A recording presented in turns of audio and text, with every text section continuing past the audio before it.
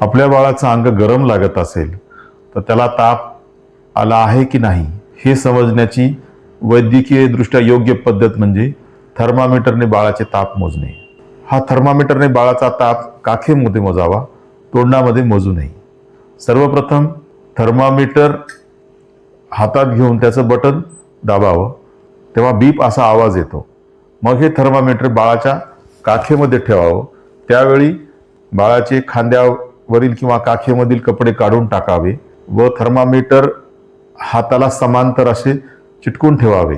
त्यामुळे थर्मामीटर सर्व बाजूनी शरीराच्या संपर्कात असेल। थर्मामीटर योग्य पद्धतीने ठेवावे, चित्रात दाखविल्याप्रमाणे चुकीच्या पद्धतीने ठेवू नये।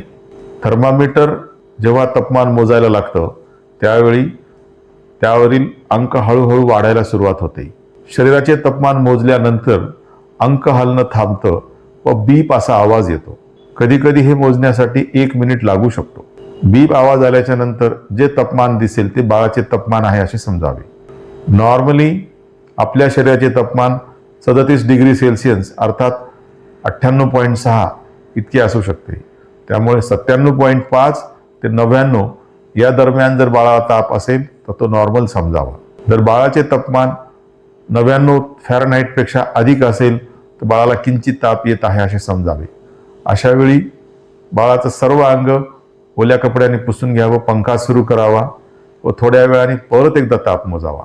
जर तो ताप वाढत असेल, 100 फॅरनहाईट पेक्षा जास्त असेल तर आपल्या बाळाला निश्चित ताप आला आहे असे समजावे। त्यावेळी आपल्या डॉक्टरांच्या सल्ल्याने बाळाच्या वजनाच्या अनुसार पॅरासिटामॉल हे तापाचे औषध द्यावे व बाळाचे अंग परत एकदा थोड्या थोड्या वेळाने डोक्यापासून पायापर्यंत ओल्या कपड्याने पुसून घ्यावे। पंखा लावावा।